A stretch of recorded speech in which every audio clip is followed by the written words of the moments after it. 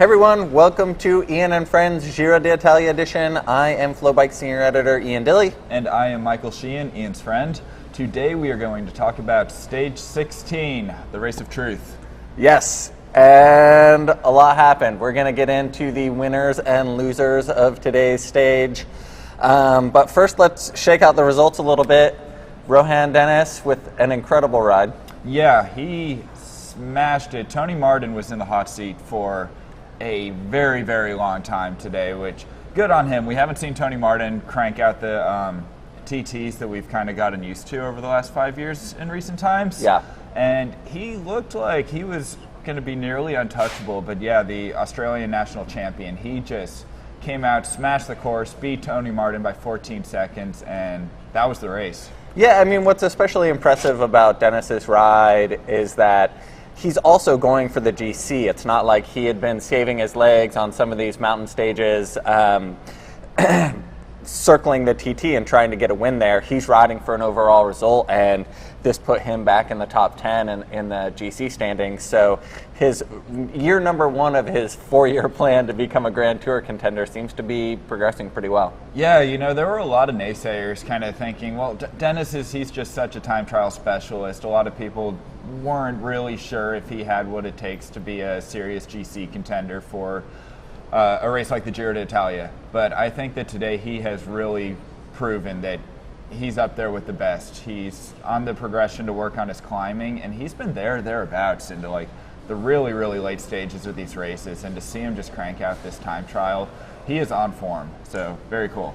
Yeah, and then the other big news, obviously, is Simon Yates. Yeah. Not only keeping the jersey, but pretty commandingly. He did lose a significant chunk of time to Tom Dumoulin, but he only a little over a minute of his little more than 2-minute lead. So he has 56 seconds on Tom Dumoulin heading into this last mountainous week of the Giro, and that's going to be tough for Tom to take back, anybody to take back. You know, Rohan Dennis, he won the stage, but Simon Yates is just, again, the big winner of the day. He is basically set up now for an armchair ride as much as you can have to Rome.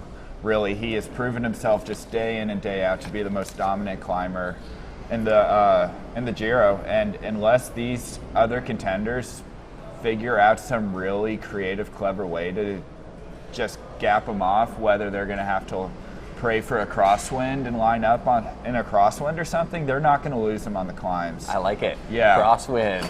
The Dutch team is good thinking. Seriously. We should get Sunweb on the boat. Guys, we figured out a plan. Sunweb has a bunch of big, strong Dutch guys, and if they get a bit of crosswind, that is honestly the only hope that I see. You know, all things being equal, they are not going to be able to touch Simon Yates on these climbs. He said in the post-race interview he is looking to really just be a little bit more defensive for this last week. We've seen him the first 2 weeks just attacking, gaining time whenever he can. He doesn't need to do it anymore. Yeah. Today was the big test for him, and he passed with flying colors. Yeah, speaking of big, strong riders on Sunweb, we should give a shout out to our homeboy from Texas, Chad Haga, with probably one of the best rides of his career, top 10.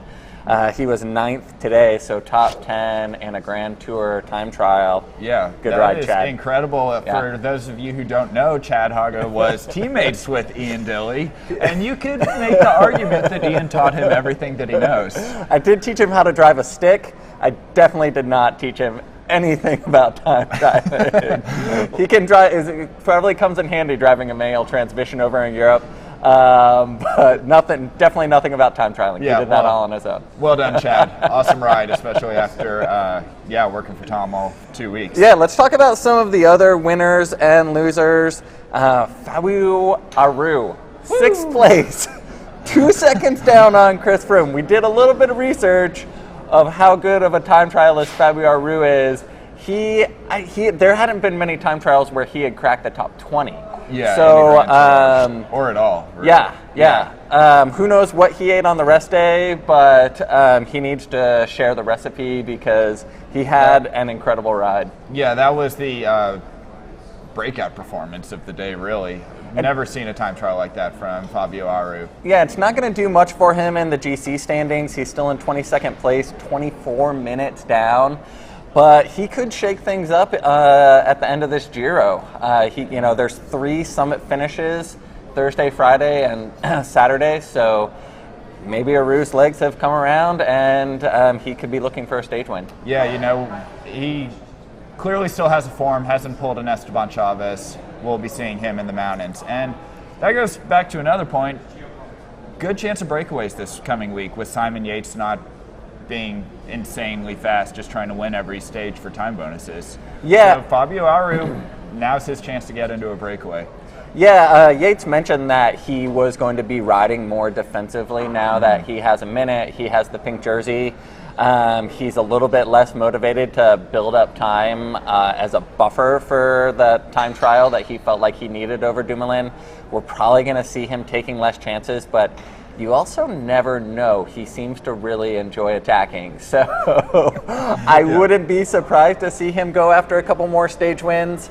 But yeah, it'll be interesting. I know a lot of riders, Joe Dombrowski mentioned that they were hoping Yates kept the jersey because they felt that would really open the race up for breakaway riders this final week. Yeah, and it was a good day for Italy. Domenico Pozzovivo. Mm-hmm. That was a great time trial by him. Tiny little guy ripped it, and he is still sitting 3rd overall with a now very comfortable buffer over Thibaut Pinot, who really lost serious time in his hunt for a podium today. Yeah, we definitely have Thibaut Pinot down here on the big losers list. I think he finished like 63rd, well over 3 minutes down. Tough day for Pinot, and we know he can time trial. He's done good time trials in the past, and I hate to say it, but I feel like this was a little bit expected from him. He always seems to have one day in these Grand Tours where he just kind of melts down, and it seems to be more of a physical issue or a mental issue than a physical issue. I'd have to agree. Pinot, he's just always so good on the climbs, but I don't know if it's just a mental. He stresses himself out going into the days where he knows he isn't as well suited as his competitors. Specifically descending and time trialing. Those are the 2 things that he seems to just know aren't his strengths, and we've unfortunately gotten used to seeing him choke up a little bit on these decisive days. Yeah, and Pozzovivo, I mean, he's now the great Italian hope. I think everybody thought Aru was going to be battling for the overall in this race, but for as sort of ridiculous as Pozzovivo looks on a bicycle, somewhat bow-legged, it's cool to watch him ride. I mean, he is just going for it, and he's always been there or thereabouts in these Grand Tours, a solid top 10 rider. He's never been on the podium in a Grand Tour, so this time trial really, put him there.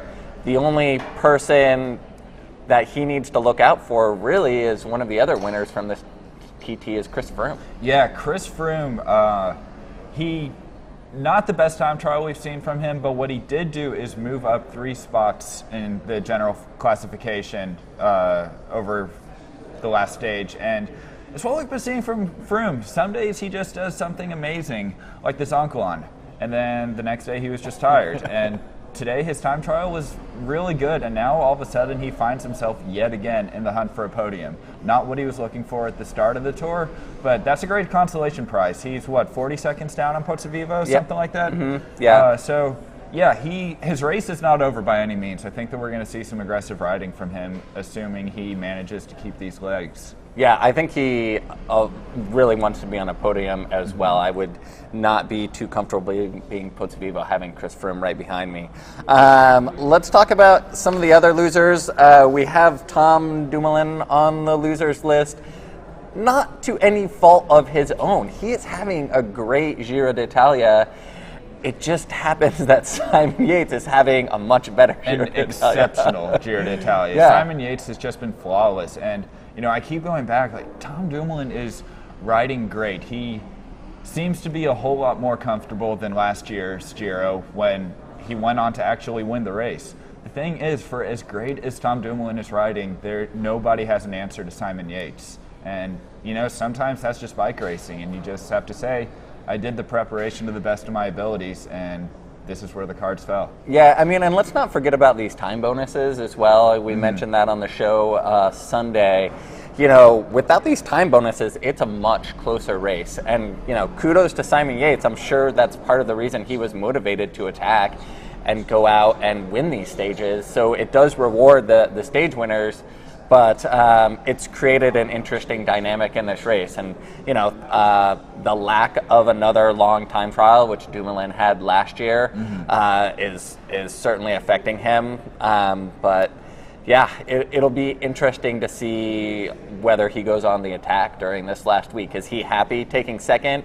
Is he already starting to look forward to the Tour de France, which he has mentioned could be a possibility, or will he go on the attack and sort of lay it all on the line to win this race? That's going to be the big question about this coming week. You know, if these other GC contenders start to just fight amongst themselves for minor places, race is over. It's Simon Yates who's walking away with it. But if they are not satisfied with second, not satisfied with the podium place, we still got a bike race on our hands. Nobody is that far out of it. We can see some seriously aggressive racing in the days to come if these riders are motivated to try to topple Simon Yates' dominance. Yeah, and we're going to talk about tomorrow's stage, but I also sort of want to look ahead to Friday because that is going to be insane. The Col del Finestre, a gravel climb, 45 switchbacks, the highest point in the whole race. You know, we've seen snow at the Giro. We've seen Kruijswijk's crash into a snowbank. Like, we could see crazy things happen on that stage. That is, yeah, another one of those stages. It's going to be iconic. I've been looking forward to it since they announced the route. We're going to see half of the climb on gravel roads. Like, gravel is hot right now. You know, it's going to be an absolute spectacle. And like Ian said, it's the highest point of the Giro, so there is going to be a prize on the line. The first person to get to the top of the Finestre is going to win a Coppi Bartali prize. Yeah, and they not only do the Finestre, but they also then do the Sestriere, and then they finish on the Jaffreux. So it's going to be a wild day. But let's talk about what we have tomorrow. We don't really know what this stage is. Ostensibly, it's a sprint stage, but I don't see Elia Viviani making it to the end of this stage. You know, like every stage of the Giro, it depends on how they race it. It's really lumpy in the first half of the stage. It is a flat run into the finish in the second half, and if it is going to be an aggressive start, it starts literally right uphill. Yeah. If riders race it aggressively, it's going to put sprinters under pressure early on, and then it's just up to how ferociously the pack is chasing, whether or not the sprinters teams can organize themselves and protect those riders throughout the day. Yeah, maybe we see another one of these crazy days where Viviani gets dropped and Bennett doesn't, and Bora is just driving it for the next 90K to keep Viviani off the back. I mean, these are the types of dynamics we've had at this Giro, which has made it so hard. If you're hearing from guys that are playing more of a domestique role, like Nate Brown, that this race has them literally on their knees, just dying out there. Yeah. So, yeah. These stages have been anything but straightforward so far, and there's no reason to say that tomorrow is going to be a straightforward sprint day. We just haven't had one yet. Yep. All right. Well, we will see you tomorrow for stage 17 of the Giro. Thanks for joining.